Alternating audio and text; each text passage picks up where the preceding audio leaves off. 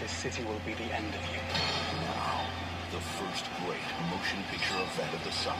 Ridley Scott's Kingdom of Heaven.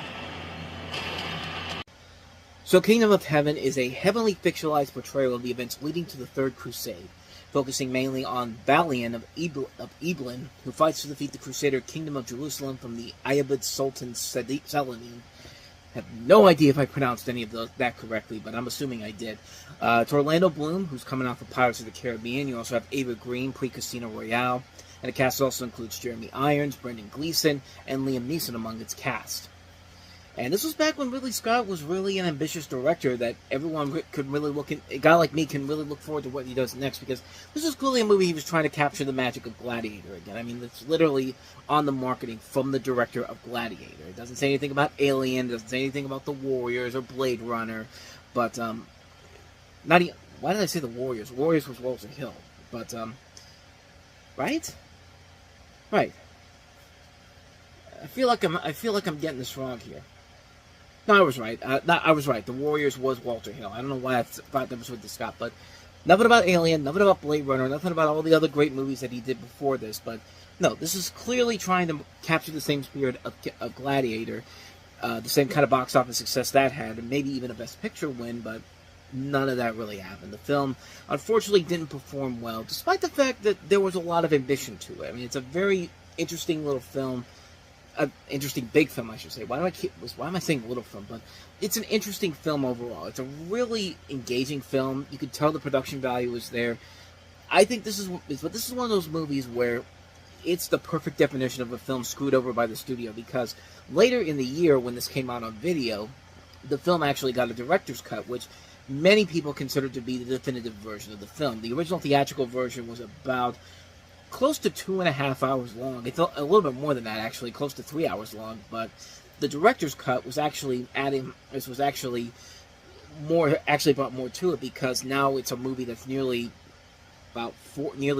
over 3 hours long, and it's really the better version of this film. I mean, it's a movie that definitely is a much better epic film in general, and it's a film that is just really a whole lot better than the theatrical cut is. The theatrical cut's biggest problems come into play mostly because of the fact that you could tell the studio wanted to trim down to a point where it almost became something where it was just so all over the place, because you really couldn't tell what was going on in the theatrical version. But if you watch the extended version, you get a grander scheme of what Ridley Scott was trying to accomplish here. And honestly, this might be a little bit of a controversial statement. I actually kind of prefer this over Gladiator. I think this is a much better movie than Gladiator is, because I'm so invested in what's going on with these characters. The action sequences are top-notch. The visual look of the film is incredible. It's a really good movie, man, with a good script by William Monahan, a strong cast overall, just that epic feel to it. But if you're going to watch it, watch the director's cut version. The regular theatrical cut version is one that you will definitely feel like is not that great overall. But if you watch the director's cut version, you're getting a much better movie in general. That's one I recommend. Definitely check it out. Kingdom of Heaven, definitely worth a watch. So, with that said, let's move on to our next movie, and that is House of Wax.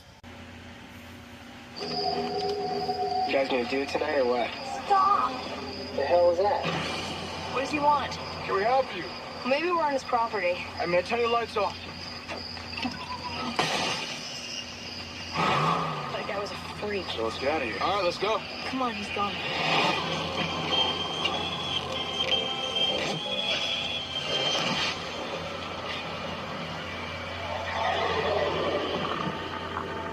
Is anybody? No, nobody. Hello? I don't think anyone's here. Hey, where's that House of Wax? It is wax. Literally. This is weird.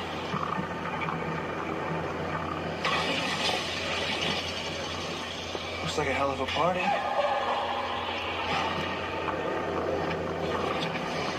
Look how detailed this is. Tell me this doesn't look real.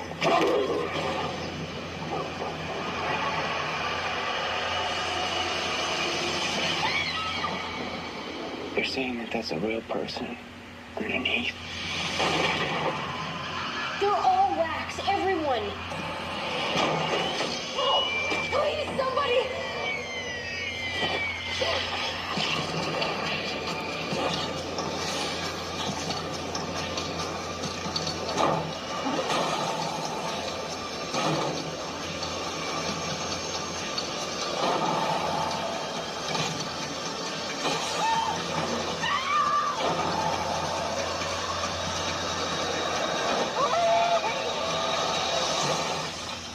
Larry, you gotta be careful. I am being careful.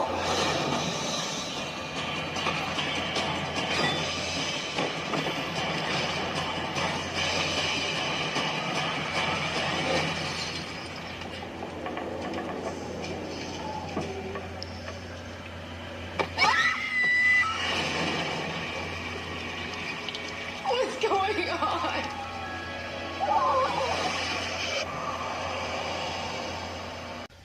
Okay, that's horror and all, but you want to know what true horror involving Paris Hilton is? This.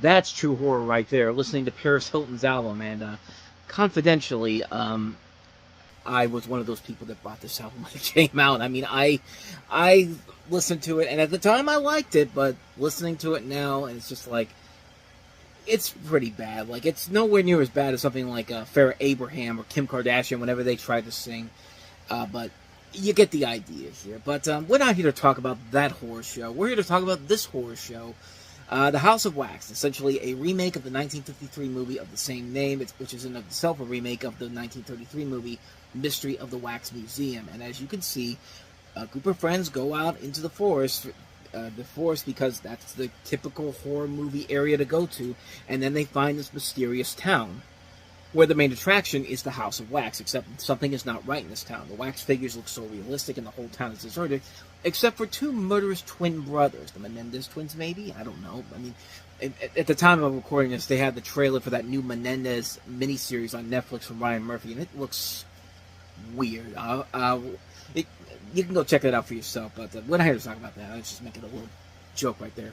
The six friends must fight to survive and escape from being the next exhibits in the House of Wax. And the six people involved here include Alicia Cuthbert, Chad Michael Murray, Brian Van Holt, previously mentioned Paris Hilton, Jared Padalecki, and John Abrams.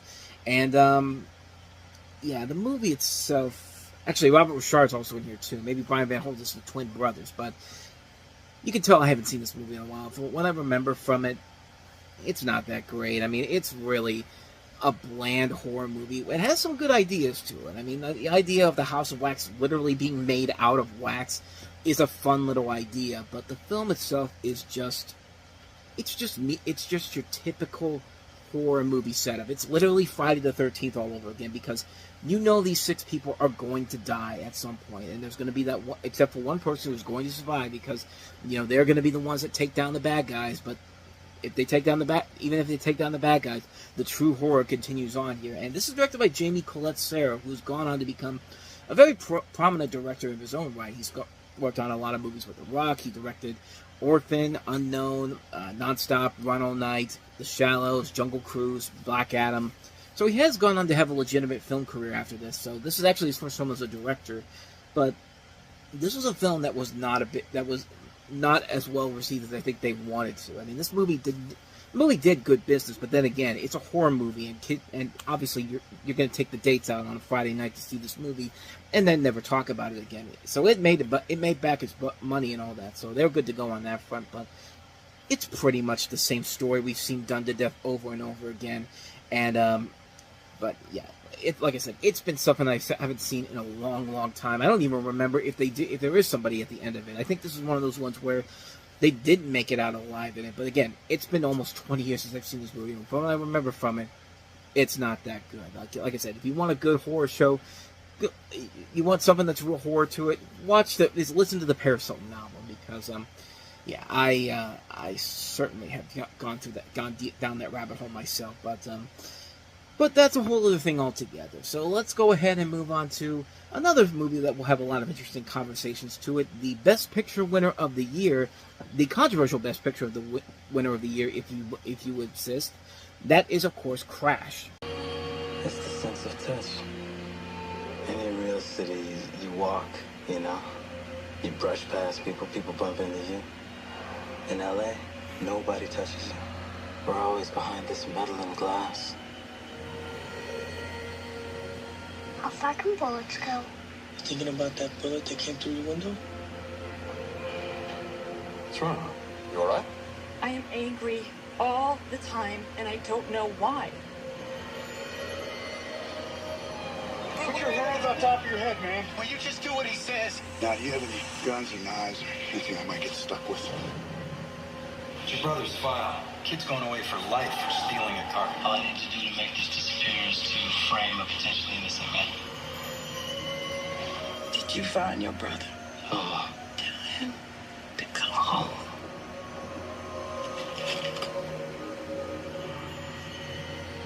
Why do you keep everybody at a certain distance, huh? Or do you start to feel something and panic? What I need is a husband who will not just stand there. What did you want me to do? Get us both shot?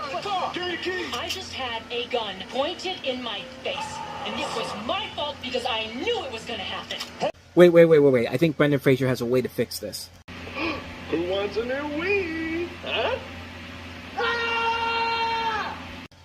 So yeah, let's get into the controversy about this movie. It's not even with the movie itself. It's the fact that it was the Oscar winner for Best Picture. If you don't remember, Crash won the Best Picture Oscar in 2006, the 78th annual Oscars, triumphing over the I will get it right, Toy Boat, triumphing over the heavily favored Brokeback Mountain in what is considered to be one of the most notable Oscar upsets. Which even to Best Picture presenter Jack Nicholson himself, like if you watch that piece at the Academy Awards, which I can't show you because the Academy Awards is one of those companies that will always get on me for copyright claims, and for some reason the video will get blocked, because that's what happened with The Pianist. But watch the Best Picture reveal for this year, and watch Jack Nicholson literally looking at the envelope going, wow. Like you can hear him mouthing the words, whoa. And obviously the movie Brokeback Mountain was seen as the heavily favored, but then Crash won, and the film's use of moral quandary as a storytelling medium was widely reported as ironic, since many saw it as the safe alternative to Brokeback Mountain, which is about a gay relationship. The other nominees, Good Night and Good Luck, Capote, and Munich, tackle heavy subjects of McCarthyism, homosexuality, and terrorism. And some critics have said that the film suggested that Crash benefited from homophobia against Academy members, some of whom have openly voiced their discomfort with Brokeback Mountain due to its subject matter. And even Roger Ebert insisted that his column that the better film won the award, even though Roger Ebert himself liked Brokeback Mountain. And obviously in the 20 years, times have definitely changed on the idea of homophobia in the Academy Awards. We've had movies with a gay centerpiece plot win Best Picture overall, and one of those things. This was one of those weird times in history when I was doing my show, because later on down the road I had to talk about Brokeback Mountain because it was a movie that came out and everyone was wanting to hear what I had to say about it, and I didn't really know how to say anything about it, and it's just like it's hard to talk about a movie that like Brokeback Mountain while you're in high school, and you have to make sure that you don't say any bad words, you don't say anything that may go against the film, and is against just what is against what the school criteria is for what you can get away with on television. But yeah, that was not. We'll delve more into that a little bit later on when we get to Brokeback Mountain. But but many people have said that Crash was the worst Best Picture winner of all time, which I'm sorry. Movies like The King's Speech. I mean, think about it. The King's Speech, Green Book, Coda. I'm trying to think of some other ones here, because there's some other ones too, but The King's Speech won Best Picture. Green Book won Best Picture. Those movies are much worse than this movie. Crash is overall a really good film. Is it Best Picture worthy? I don't think so. Like, if you saw that list again, I would probably say Brokeback Mountain probably should win. And even then, I would rather take something like Good Night and Good Luck, or even Capote, or even Munich. Like, any movie, Crash probably would have been my fifth pick out of all those to win Best Picture. But I haven't even told you what the story is about. This is written and directed by Paul Haggis, who the year before had done $1 Million Baby. And the film features racial and social tensions in Los Angeles, and was inspired by a real-life incident in which Haggis' Porsche was carjacked in 1991 outside a video store at Wilshire Boulevard. You see the ensemble cast in there, including Sandra Bullock, Don Cheadle, Matt Dillon, Jennifer Esposito, William Fichtner, Brendan Fraser, Terrence Howard, Chris Ludacris Bridges, Tandy Newton, Michael Pena, and Lawrence Tate, and Ryan Phillippe. And the film was a hit in general. It was a hit at the box office. It made close to $100 million worldwide, and it was praised by critics overall. But yeah, everyone could kind of agree with the same thing. it shouldn't have won Best Picture. Do I think it should have won Best Picture? No. Does it take away from the greatness of the film overall? No. I think it's a very good film. I think it's a film that works because of the performances and because they were trying to say something here. I mean, this movie didn't go completely against what a good Best Picture nominee should be like. This is what, like, this should be a movie that should expand on these, should talk about social issues like this. Maybe it doesn't do it as well as much better movies that probably should have gotten Best Picture nominations, like Do the Right Thing, or let's be honest, most of Spike Lee's movies in general. But this is a really good movie. A cast that works so well off each other. Seeing people that you've seen in other movies doing roles that are completely different in general than what we're used to seeing them in. Like, we just saw Sandra Bullock a couple weeks ago in Miss Congeniality 2, and she goes from that to this. I mean, that's a huge step in the right direction for her. Brendan Fraser had a couple of years where he was doing nothing but big-budget action-adventure comedies, and just seemed to go back to doing something that, that got him Oscar nominations for The Side of House Rules. I mean, the cast overall is great. The ideas are definitely there. There's a lot of things you can take from this movie that are really entertaining. It's a really good movie, and I can see why it would later spawn a television series that was actually really, really good. It was on Starz and it only lasted one season, but I thought that show was pretty good too. The movie is really good. Like I said, it's a good movie, but it definitely shouldn't have been the Best Picture winner. I think that just because around that time, people were still so hesitant to even nominate a Best Picture, nominate a movie like Brokeback Mountain with two center gay characters for Best Picture, and the fact that it really had a chance to win, and then they basically, it probably is like a Hoop Dreams situation in general, because, like, remember with Hoop Dreams, everyone thought that movie was going to be nominated for the Best Documentary, but the Documentary Film Board purposefully gave it the lowest ratings possible so that they wouldn't have to give it an award, and it basically meant radical changes for the Documentary Film Board. I feel like something like that was happening here with Brokeback Mountain. That's why it didn't get the win that it probably deserved and should have deserved, but it's a really good movie. I really like it a lot. I really like Crash a lot, but like I said, it shouldn't have been the Best Picture winner. I think the other four films that were in here were much better movies in general. Even something like Capote, which is pretty much your typical biopic, benefited from the strong performance by Phyllis Seymour Hoffman, which won him a Best Actor in an Oscar in that year in particular. But we'll get to that film. We'll get to those other films later on down the road. But for Crash, I think it's a good movie. Shouldn't have won Best Picture, but I don't think it's as bad as people make it out to be. And like I said, it's not the worst Best Picture winner of all time. I mean, this is King's Speech, Green Book, Coda. I just named 3 movies that shouldn't have won Best Picture because there were so many better movies that nominated in those years that should have won. This is by far not the worst Best Picture winner at all, by any means necessary. So yeah, that's my long thoughts on Crash. Let's go ahead and move on to the last movie we have here, and that is Martin Short bringing his character from primetime Glick to the big screen in Jiminy Glick in Lollywood.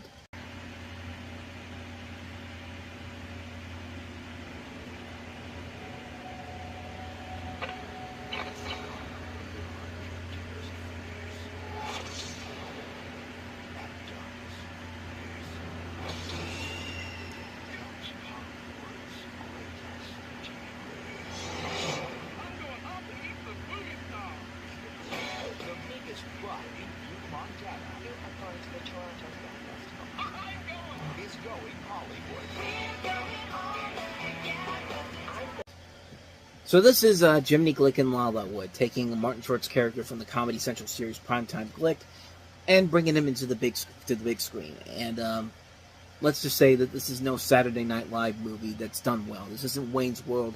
This isn't the Blues Brothers. This is more like It's Pat the movie, except not as offensive and not nearly as horrendous as that movie is. In this movie, Jiminy Glick is a morbidly obese movie critic who's involved in a murder case at the Toronto International Film Festival. Got a big cast including Jan Hooks playing his wife, Linda Cardellini, Mo Collins, Aries Spears, and numerous cameos by different celebrities: Willem Dafoe, Whoopi Goldberg, Jake Gyllenhaal, Kurt Russell, Kevin Kline, Rob Lowe, Steve Martin, Susan Sarandon, Chloe Sevigny, Sharon Stone, Kiefer Sutherland, Forrest Whitaker. I mean, a good cast overall in this movie, and a good idea, but some characters just don't deserve to be on the big screen, and definitely Jiminy Glick is one of those characters that got old pretty quickly, and, this is one of those movies that probably should have just stayed as a television series because, man, This really wasn't all that funny. And I like Martin Short a lot. I think Martin Short is a lot funnier than people give him credit for. But, man, this movie just wouldn't shut up. I mean, this movie got boring really fast. I mean, this isn't Sacha Baron Cohen, who was able to take some of his most popular characters from the Ali G show and actually make some pretty good movies out of them in general. But even that shtick got old pretty quickly. This got old within 10 minutes, and we're not even at the length of an episode of the show yet, and this thing got old really fast. Like, this is just dry, dull humor with a character that has proven to be funny in smaller increments. This literally does feel like a bad SNL sketch blown up for the big screen, because even in a bad SNL movie, you see what they're trying to accomplish. You see what they're trying to do in terms of what they're trying to sell you on. But this just feels like a movie that's going for the cheap jokes and just nothing that really is true of what Martin Short can really bring as a comedian. I mean, we've seen, especially now with Owning Motors in the Building, what this guy can do with good material, and this wasn't it, man. This is just a movie that really fell flat pretty quickly, got old really fast, and it's just, you can see why it's largely forgettable. It's a movie that has some good aspirations to it, but just not enough to carry a film overall. Just not worth it in the end. It's just kind of a wasted opportunity, and I like Martin Short a lot, but he deserves much better movies than this, honestly. This is not a good film. Jiminy Glick and Lala Wood.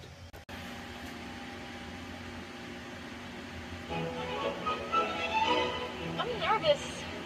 Don't be nervous. She's gonna love you. I'm still nervous.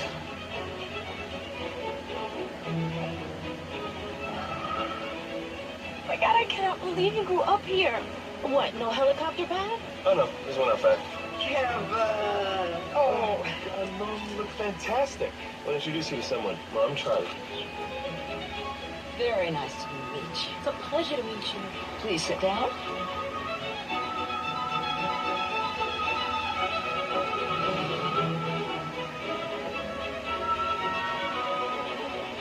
This is really exciting.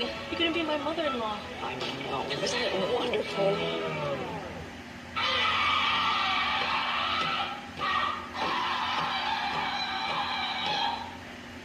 I'm stronger than this. Of course, I had to stop it there because Medieval Woman starts playing, but I want to show you the last part of the trailer because it ends on a pretty funny moment. Congratulations. I'm so happy for you. That's Jane Fonda telling Jennifer Lopez that's what you get for dating Ben Affleck not once but twice, and breaking up with him twice. But funny story. Michael Vartan is also in here. Guess who he was dating around that time they made this movie? Jennifer Garner.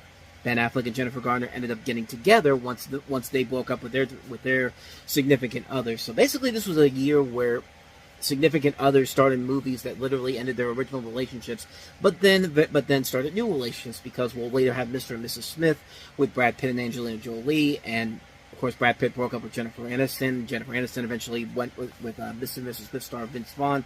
They would later star in a movie together called The Breakup, which that won't be until next year, but bottom line, everybody is going to date somebody, and everyone's going to make a movie with the complete opposite of the other person. So, but that's not what we're here to talk about. We're here to talk about Monster in Line. I just literally got rid of the plot synopsis because I thought it was done. But after years of looking for Mr. Right, Charlotte, played by Jennifer Lopez, finally finds the man of her dreams in Kevin, only to discover that her mother, Viola, played by Jane Fonda, is the woman of her nightmares. A recently fired news anchor who is afraid she will lose her son the way that she just lost her career, Viola determines to scare off her son's new fiancé by becoming the world's worst mother-in-law. When Viola's longtime assistant Ruby, played by Wanda Sykes, does her best to help Viola execute her crazy schemes, Charlie decides to fight back, and the gloves come off as the two women battle it out to see just who is the alpha female. And this was Jane Fonda's first movie that she did in 15 years. Last movie she did was Stanley and Iris, which was not a memorable film per se, and this was a hit. This was a hit when it came out. It was a financial success. It was a big hit at the box office. Critic-wise, not so much. I mean, it was mostly panned by critics, but people praise Jane Fonda, and she is legitimately the best thing about the movie. I mean, she has the best scene in the movie. That scene there where she's literally knocking Jennifer Lopez into a cake and like trying to suffocate her to death. And the rest, I wish the rest of the movie was as good as that, but unfortunately, Yeah, it's about your typical standard romantic comedy, and I love Jennifer Lopez. I like a lot of her acting, but man, this was a wasted opportunity for her. And it's just like you're going up against a heavyweight actress in Jane Fonda. Like, you need to be up on that same echelon. And Jennifer Lopez has been against several prolific actors in the past. I mean, we've talked about her movies time and time again on this particular show, and even in movies that she's done recently. But it just feels like she's just half-assing it, really. I mean, there's nothing really about her in this that really is like, why is like, for one thing, like, Jane Fonda really has nothing to really fear about this woman because Jennifer Lopez seems like a normal person, but Jane Fonda, like, she has this crazy idea of, like, the fact that she's going to lose her son the way she loses her career, which does not make a whole lot of sense when you really think about it, but yeah, this is just the typical type of romantic comedy we've seen done to it so many times before. It just isn't funny. It just isn't enjoyable. It's just a film that just feels like an instant waste of time. Just like, it's a really bad movie. It's a shame because, like I said, Jane Fonda really is giving it her all. You could tell she's trying to save the movie, but they're not really giving her that many funny things to do in general. And, like, you got a lot of very good talented people in here. Like, Wanda Sykes can be very funny. You know, Jennifer Lopez, I've seen a lot of great stuff. Michael Vartan can be very good. You know, Monette Mazur is also in the movie. The great Elaine Stritch is in here. A strong cast overall in this movie. Will Arnett is in the movie, for God's sakes. But now this film just really it just falls flat on so many levels. It's a movie that you expect so much more from this movie, and you give Jane Fonda the best stuff to do, but you don't have a good script to work around everybody else in the movie. And because of that, everybody else in the movie suffers as well as the storyline. And it's just a blown wasted opportunity on so many levels. Which the only reason I can think of this movie was a success was because it was released on Mother's Day. If you had released this movie at any other point in the year, outside of January or the dumpling months of August or September, this thing probably would have bombed big time. But because it opened up on Mother's Day, it was the big romantic comedy that you know, not just the dates can go to, but the daughters can take their mothers to. It was a hit, and that's the only real thing I can think about with this movie. It's kind of like Sweet Home Alabama. I don't get why that was a hit. The movie ain't that great, and this one, not that great. Jane Fonda's probably the best thing about it, but that's about it. So let's go ahead and get to a good comedy, a criminally underrated sports comedy. Will Ferrell starring in Kicking and Screaming. Where's Sam? He's on the bench. Kidding me. This spring, that could be a bench warmer, not my son's. I'm going to coach the Tigers. It's a game of poetry. Inherit the turf. I've been way over my head. Universal Pictures presents Dad, you gotta like me. Will Ferrell, I want you to play dirty, but don't get caught. Kicking and Screaming. Hey, you just were served a plate of humiliation. How does that feel? Rated PG in theaters May 13th. So Will Ferrell plays a good-hearted loser who suffers through his childhood from his competitive, overbearing sports coach father, played by Robert Duvall, which has resulted in him inheriting that attitude, which affects his relationship with his less than athletic son. When he becomes coach of his son's soccer team, which has a poor track record, he strives to beat a rival team coached by none other than his father. And somehow Mike Ditka gets involved. He's the neighbor, and yeah, this is a film that, it's interesting, because 2005, a lot of people thought Will Ferrell's career was like a one-trick pony. It was like, had that lightning in a bottle moment, and then his career was fizzling out, because he had two movies in 2005 that weren't hits, but they weren't flops either. Bewitched was probably the biggest flop of the two, but even then, it wasn't really that bad of a movie, and it wasn't really that big of a flop either. But there was a lot of people who were concerned that Will Ferrell's career was starting to take a little bit of a nosedive, because Kicking and Screaming and Bewitched were not the big financial hits that stuff like Elf and Anchorman were, or even Old School. But really, I really love this movie. This is directed by Jesse Dillon, who's made some really good movies before this. This is actually the last film he actually directed. He also did How High, which is great. American Wedding is a fun movie. And this is a really fun film, too. It's a really great, underrated Will Ferrell movie that just is very funny. It's your typical by-the-numbers sports comedy. And yeah, it's an underdog story, but it's very, very funny at the same time. It's Will Ferrell doing what Will Ferrell does best, and I think everybody in the cast does a very good job here. Robert Duvall is great. I think Kate Walsh has a very good role in here. Mike Ditka's really funny in the movie. Like, he has a really good, fun role in this. Yeah, there's no reason for him to be in a film like this because it's about soccer and not football, but he's really good. He's really, really funny in here in general, and there's just a strong cast overall in this movie. Like Josh Hutcherson from the pre-Hunger Games. You got Stephen Anthony Lawrence from Even Stevens in here. Laura Keitlinger, Rachel Harris. Brad Pitt is in this movie for a little bit. He's got a cameo in here. Alex Borstein, Scott Adsit, Julia Campbell, Phil Lewis. A lot of people that you'll recognize, character actors. And it's a really good movie. It's a really fun film. It really is indeed a very fun film. It's not supposed to be a movie that's supposed to be taking itself too seriously or supposed to be this deep, engaging film or something so clever and so smart. No, it's a good fun time. I think most people can go into it and see there's a lot of heart being put into this, and there's a lot of effort being put into this, and it's a very good, well-made film. It's a really fun film. It shows Will Ferrell in a role that's very, very fun. Like, he's having a lot of fun starring in this. Everybody here's having a good time. Nobody really feels like they're just doing this because they feel obligated to, especially since we'll get to Martin Lawrence's contribution to a kid sports comedy that really felt like he was just doing it because he needed a paycheck. We'll get to that one with Rebound later in the year. But this is a really good movie, and one I'd actually recommend. It's got a lot of good funny moments, a strong cast overall. I like it a lot. I think it's a very underrated film, probably one of Will Ferrell's more underrated films in general, with this and also the next movie that he stars in that we'll get to. But this is a great movie. I can't recommend this one enough. Easily check it out, kicking and screaming. Go into it, and you might have you should have a really good time with it. Is what I'm trying to say. So, speaking of criminally underrated gems, on to the next movie we have here, and that is Jet Li and Bob Hoskins in Unleashed. Now you've basically turned a man into a dog. He's deadly. You take his collar off, he reaches all the death. Kill him. He's unstoppable. But on May 13th... You're my dog. Not anymore.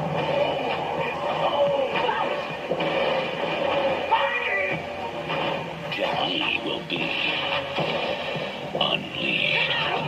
Rated R. Starts May 13th.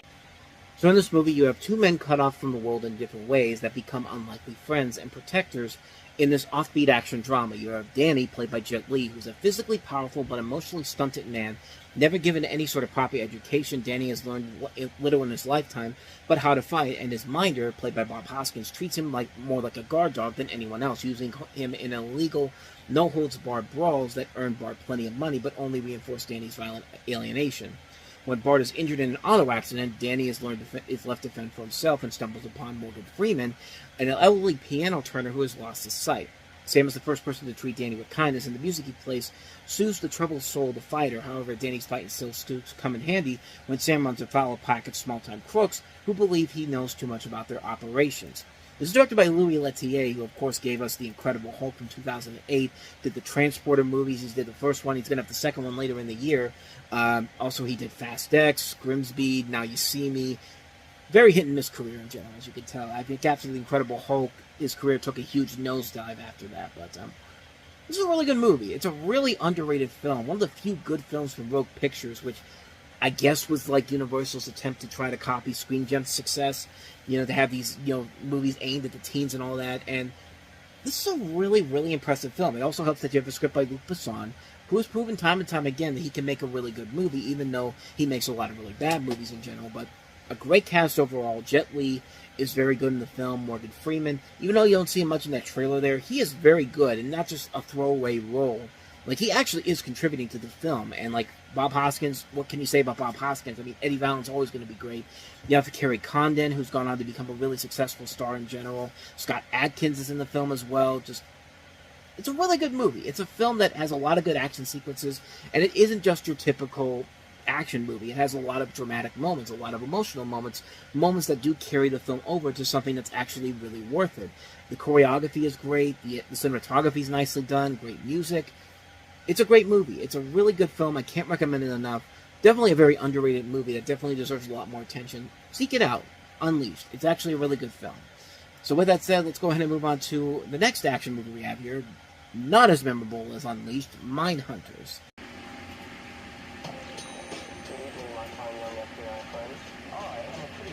Just out of lit classes, my parents are loaded as per my expensive ensemble.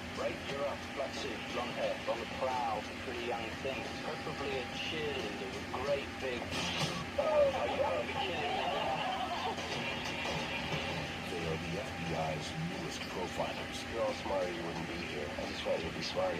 Trained to get into the minds of the most elusive serial killers. This is Detective Jensen. He's going to be working with you. He wants to play some hide and seek. What do we know about him? We know he's just out of a bad relationship. He's barely lived twice at me and Sam. Maybe you're not my type. Trust me, I'm your type. The simulation will be a test for your teamwork. What it's like to be inside the mind of a sociopath. He's called a puppeteer, and he has an obsession with time. Tell him to look alive. It's just a simulation. It's no fun unless it's a challenge.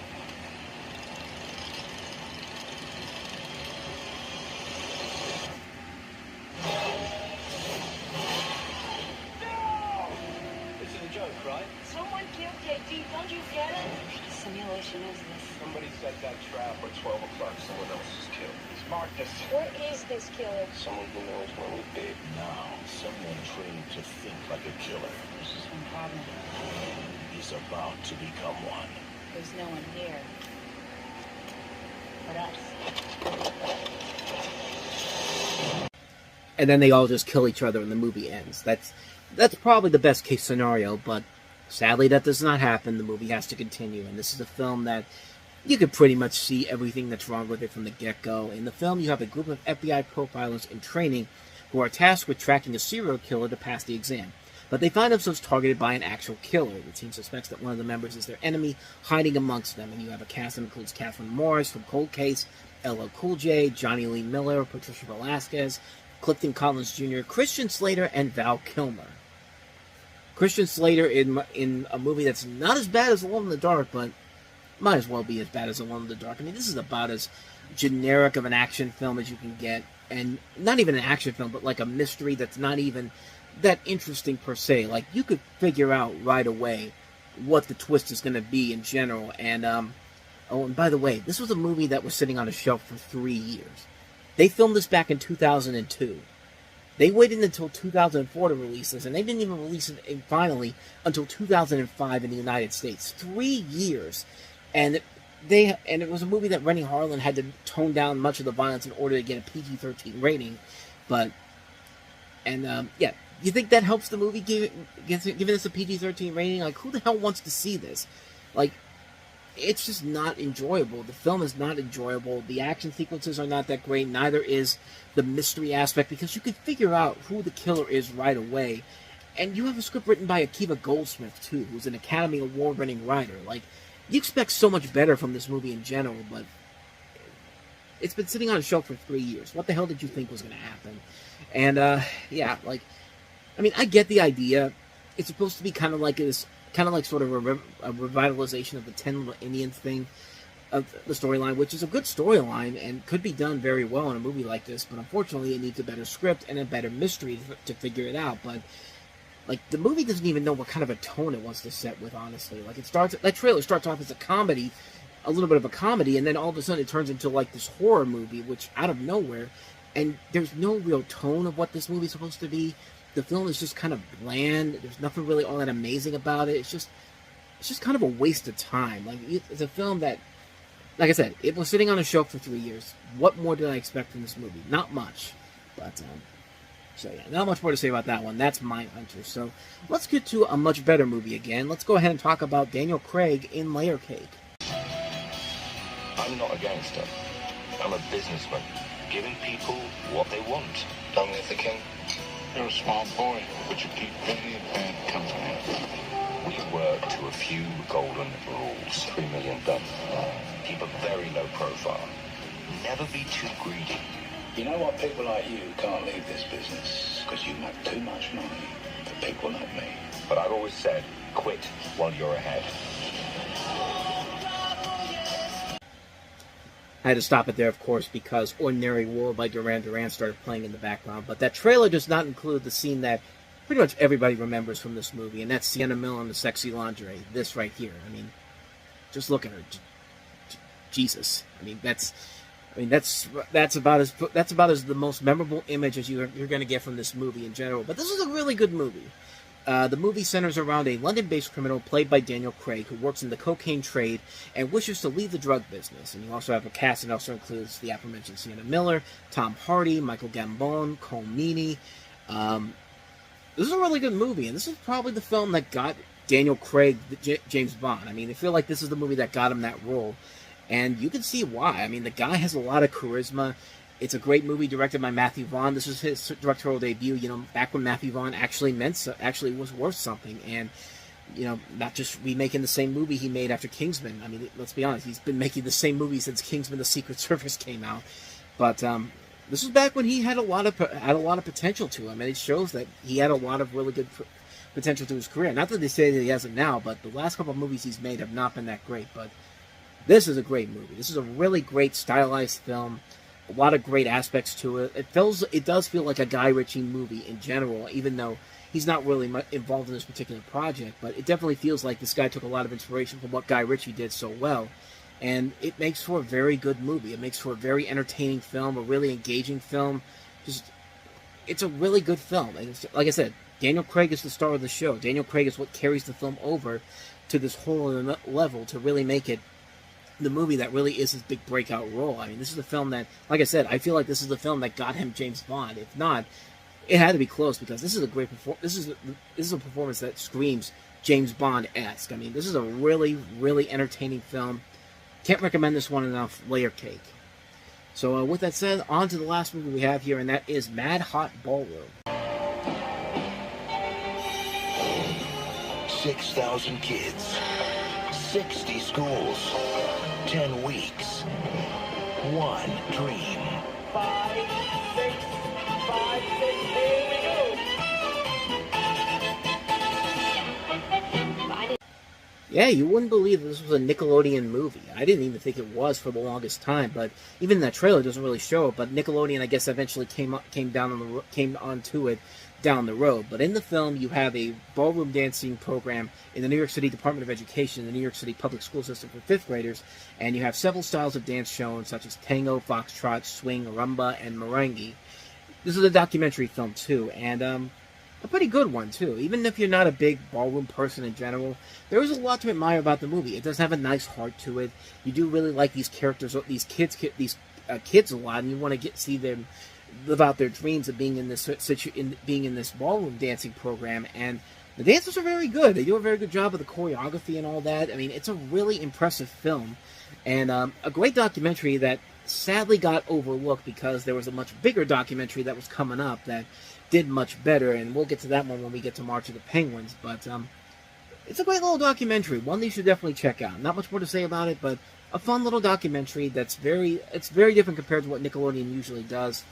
I liked it a lot. Mad Hot Ballroom.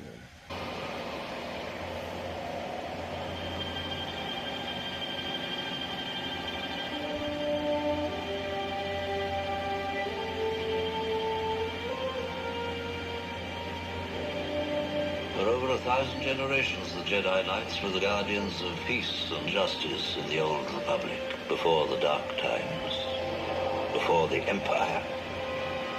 A young Jedi named Darth Vader, who was a pupil of mine until he turned to evil, helped the Empire hunt down and destroy the Jedi Knights.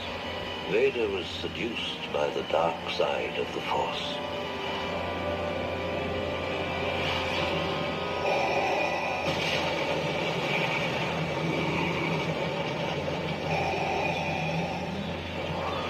Lord Vader. Yes, Master. Rise.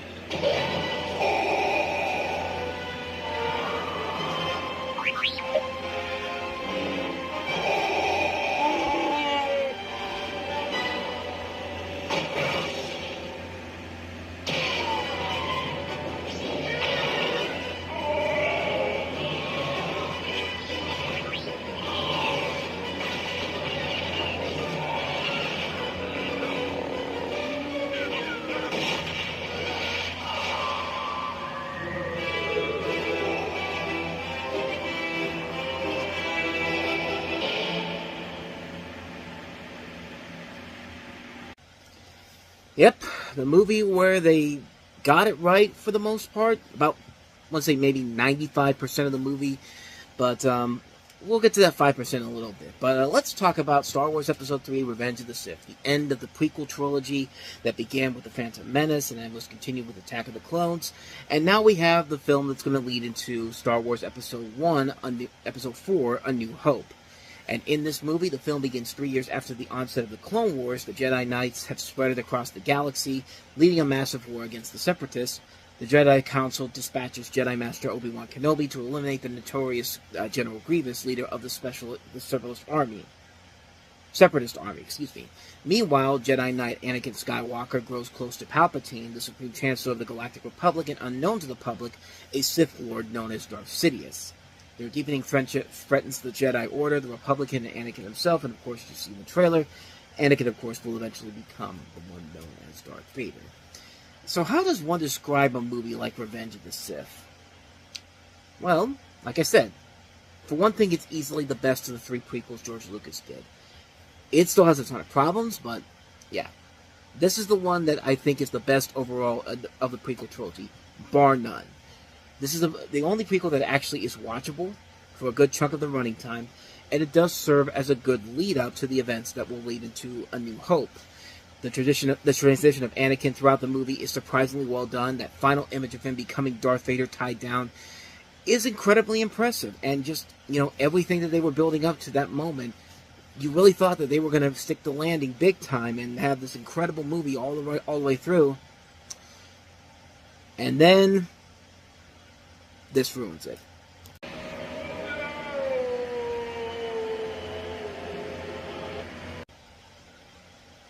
Just why?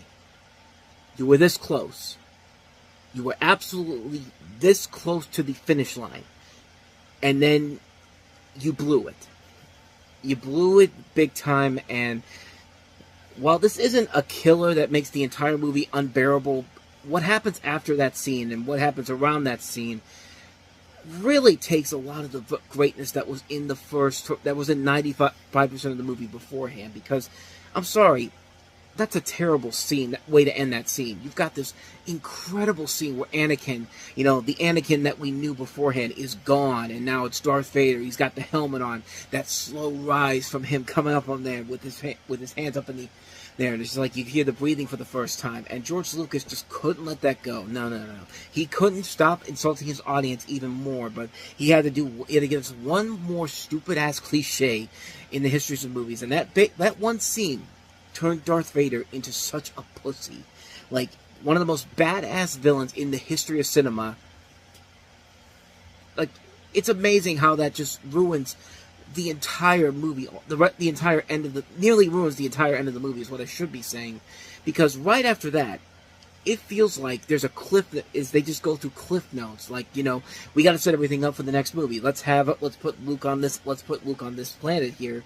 Let's have them build this Death Star. Let's have Obi-Wan talking to somebody about talking to his old master again, Qui-Gon Jinn. They crammed so much stuff in the last 5 minutes, and it feels like they just rushed it. And it's like the complete opposite of what they did with the Lord of the Rings. Like in the way the Lord of the Rings, yeah, there's a ton of endings, but you felt like that was warranted. We didn't think we were going to head back to Middle-earth after the end of Return of the King, before we found out that Hobbit was getting made. But here, it really just felt like they had to cram everything so they could get it all connected to the beginning of A New Hope. But the good news is, Rogue One came out, and Rogue One, I think, is a perfect in-between movie between Revenge of the Sith and A New Hope, because it does, in a full-length movie, what the end of Revenge of the Sith should do. It made Darth Vader into a badass once again, with that great hallway scene at the end of the movie, which was actually reshoots that I didn't even know about until well after I saw that movie. And I thought that was really that was easily the best scene in that movie. And like I said, it made Darth Vader badass again. And of course, it leads into the beginning of A New Hope, where you see Princess Leia for the first time at what she'd eventually become in the beginning of A New Hope. And that movie, to me, is like the perfect in-between film for what the problems with Revenge of the Sith and what leads into A New Hope. I think that's the perfect movie to watch after you watch Revenge of the Sith, because it really does fix a lot of the problems that the last 5 minutes of Revenge of the Sith had, and leads it into the next movie, which is A New Hope. But really, if the movie had just ended with Darth Vader coming up from the thing for the first time and doing the breath, and then it just went straight to the credits, the movie would have been great. I think the movie would have been absolutely perfect all the way through. Would have been one of the best movies of the year. But no, I'm sorry, the rest is that scene in particular just takes a lot of the charm, takes a lot of the fun out of it when you have to just cram everything in the final 5 minutes like that. But look, like I said, the movie isn't terrible by any means. It's still a very good film. A really good film at times, but that last 5 minutes really just felt like it was rushed. It felt like it was unnecessary. They just crammed in way too much stuff in there. If you want my opinion, stop the movie after Darth Vader rises and you hear him breathe for the first time, then go straight to the end credits. You feel like you've watched a great movie overall, and it gets you set up for Rogue One, and then eventually Star Wars A New Hope. I feel like if you watch that last 5 minutes, it takes away a lot of the great stuff that was in the rest of the movie in general. But like I said, none of it really hurts the movie in terms of the overall enjoyment level. It just really takes a great movie and makes it just a good movie in general. And I know Star Wars fans aren't going to like what I have to say, but you know what? You guys still haven't gotten over me saying that Star Wars is better under Disney. 1 like out of 9 dislikes over 1 like, really? Like, but then again, this is the internet we're talking about here. But overall, I do like Revenge of the Sith. I think it still is easily the best of the 3 prequels. A lot of it works. I just wish that last 5 minutes would have been much better. Once Darth Vader says no, it just really takes a lot of the air out of the room. It just takes a great movie and just makes it a very good film. But I feel like it could have been a whole lot greater if he had taken that last 5 minutes out. That's my personal opinion on it. But once again, Star Wars fans are going to let me know right away how they feel about it. But I digress. Let's go ahead and move on to our last movie, which is our good friend Paul Schrader, Dominion prequel to The Exorcist. His movie, his version of Exorcist the Beginning. So let's see what good old Paul Schrader has to say about this. Roger Ebert calls Schrader's Exorcist prequel a milestone in movie history. Not a director's cut, but a different director and a different film. From this creature. A strong, true, and intelligent film that kept me fascinated and fearful from beginning to end. Dominion, prequel to The Exorcist, rated R, starts Friday, May 20th. So Lancaster okay, I'm not going to do that voice throughout the entire video. If you don't know what I'm talking about, look for my Paul Schrader videos on YouTube with Grandpa Simpson typing on the typewriter. Because when Paul Schrader writes on social media, it's comedy gold. But in this movie, Stellan Skarsgård once again plays Lancaster Marin, who's an archaeologist by profession, but an ordained Roman Catholic priest who has lost his faith and abandons his vocation. He is haunted by what he was forced to do in his native Holland during World War II. The church he excavated in northern Kenya dates to the Byzantine period, but this puts its construction hundreds of years before Christianity was introduced to the area. The church was buried to the rooftop in sand, and as its structure is exposed, a madness slowly descends on the camp. The local tribesmen are prepared to go to war and demand that the church be buried. Soon 2 British soldiers are found dead, and their commanding officer, Major Granville, shoots an innocent civilian in cold blood.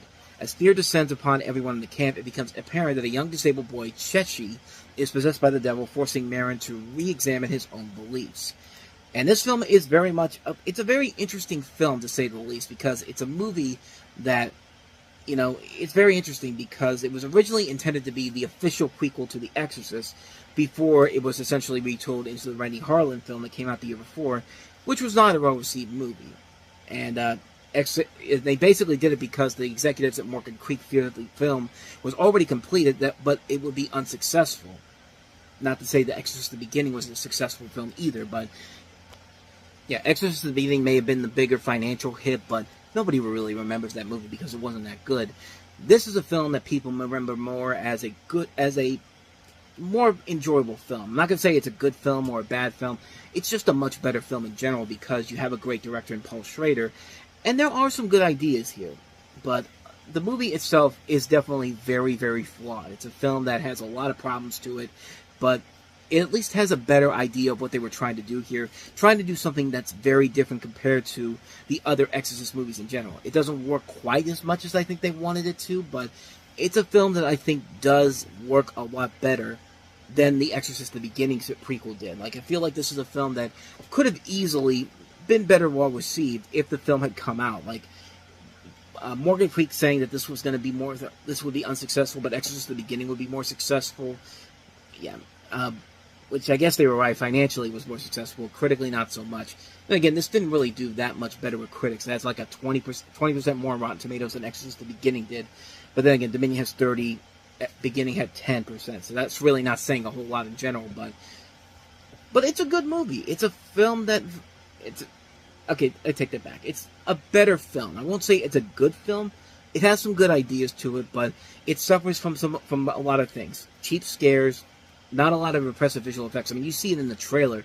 Some of those scenes that are supposed to be terrifying, they're not really all that great in general, but there's a film that's at least trying to do something, at least something different compared to what Exorcist the Beginning was trying to do. I don't think it worked all the way through. Obviously, it didn't work all the way through, but I give him credit for at least trying to do something different and doing something that could be close to being good. I mean, it is close to being something enjoyable, but it does take it in an area where you really do hope that there was something that was going to be capable of being entertaining or good from it, and it's not quite there. But it isn't bad either. It's just a kind of a mixed bag movie, if you will. A film that's passable, but it's nothing too significant. It's definitely a better movie than Exorcist the Beginning, but then again, it's really not saying a whole lot. I give him credit for releasing it so we could see what this version was like. And yeah, it's a mixed bag movie. I think it's okay. Nothing too great, nothing too bad either. Just kind of run of the mill. But it certainly is a lot better than what we got with Exorcist the Beginning. So I'll give it that. Paul Schrader's Dominion prequel to The Exorcist. This summer, Stop! Underpants! 4 zoo animals It's a transfer! are visiting new places, Danger! It's all over me! making new friends, Hi there! Oh, gee! and having the wildest adventure Gonna face extreme terror. on Earth. Hey, little ducky! Just where are you giants from? We're from New York. All hail the New York Giants! Madagascar. Rated PG. Starts May 27th. I already screwed that up because technically the next movie was the movie that came before Madagascar, but Madagascar eventually did end up doing better than the next movie we're going to look at here. But I know I screwed up, but I'm gonna keep going with this. So Madagascar, they both made about pretty much the same amount of money in the opening weekend. So it was really that close of a weekend. But let's talk about Madagascar.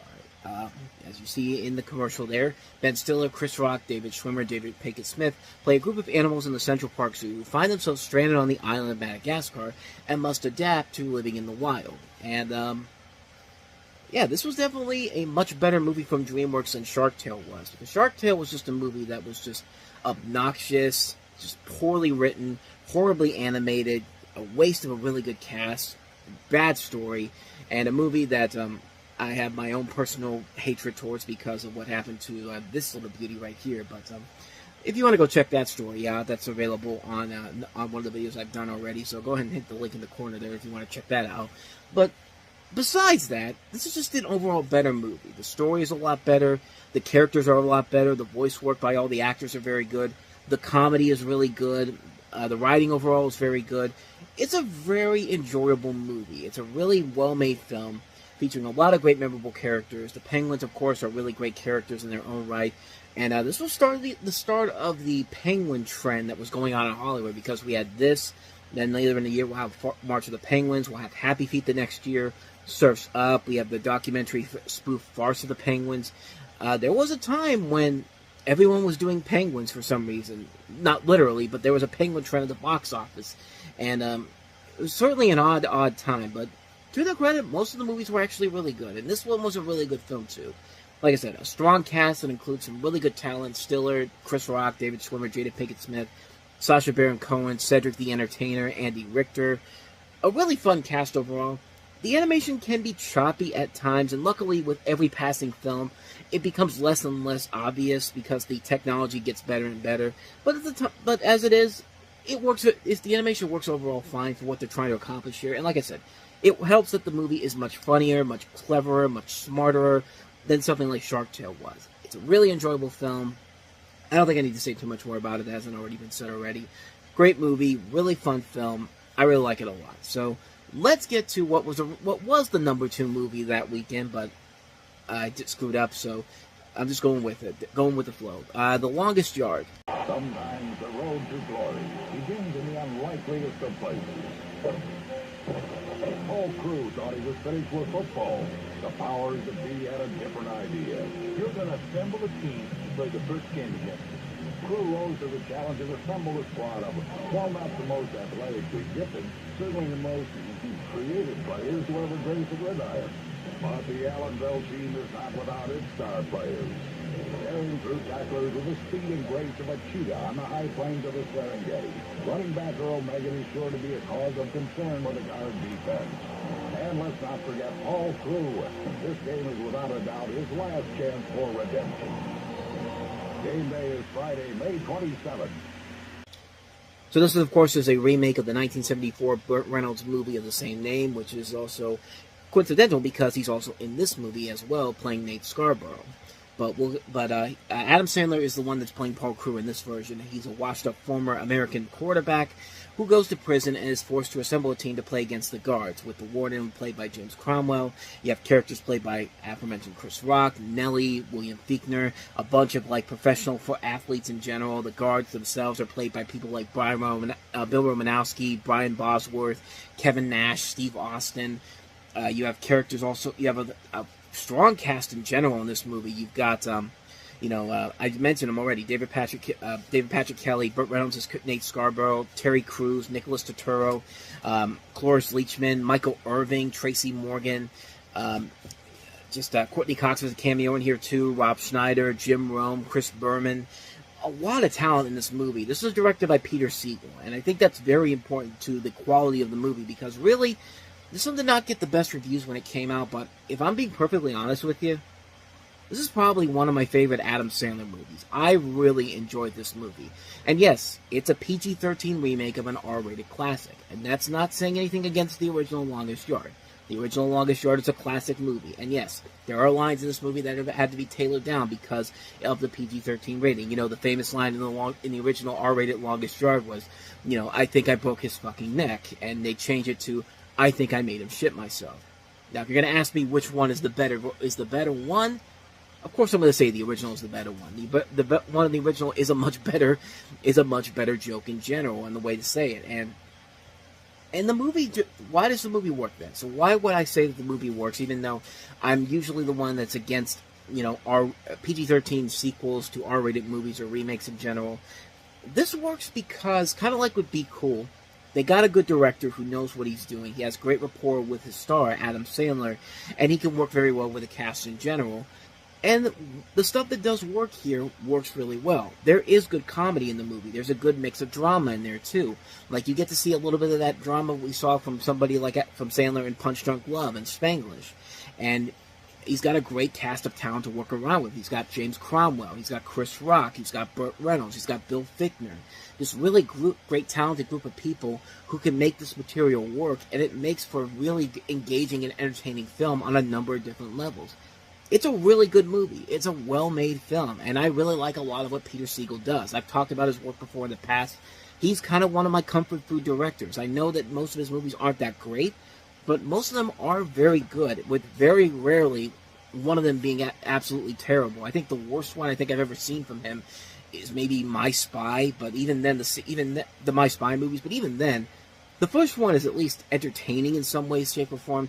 The second one's just your typical sequel in general, which isn't really all that great either. But it's not really a bad movie either, like I said. But it's a really good movie. I actually really like it a lot. Like I said, it's not going to do anything to change my opinion on the original movie. The original movie is still a classic, but as far as a remake goes, this is a pretty good remake, a modernized version of the storyline, a modern remake of this movie, and it is a well-made film. It's a really fun film, a great cast, great tension during the game itself. Like you know the beats that they're going to go down with in this movie, but even though you know what's going to happen, you still are invested because the actors are giving it their all. Like I said, Adam Sandler really is putting his heart and soul into this. Like, even at the end of the movie, the famous scene where, you think that Adam Sandler is gonna escape from prison, and then, he's got the, Bill Fichtner, the guard's about to has got the gun from James Cromwell, and he says, shoot him, like, kill him, and, like, you find out that Adam Sandler's just grabbing the football, and Bill Fichtner's just like, it's the game ball. Yeah, in the original, it's done really well. I like what they did here in the remake as well. It's the same thing, even though they do add a little bit of music to build the tension, which can be a little bit much, but at the same time, it still works to the film's advantage. It's a modern version of the story, and yeah, I'm willing to accept modernized versions of a story if it's done really well, and this is done really, really well. It's got a great cast, great comedy, great bits of drama, great sports in there in general. The tension in the game is very good. It's a really good film, and one I don't think gets the proper attention overall. It really does kind of get lumped into Adam Sandler's lesser films, but he was making really good movies, and this is definitely a really good, underrated it's kind of underrated, really. An underrated little Adam Sandler movie that I really like a lot. Definitely give it a shot. It's not gonna change your opinion on the original film. The original film will always be a classic, but it'll definitely change your mindset if you go into it with an open mind. I think you can really watch this movie and find a lot of value to it. It's a really good film. I highly recommend it. The 2005 Longest Yard.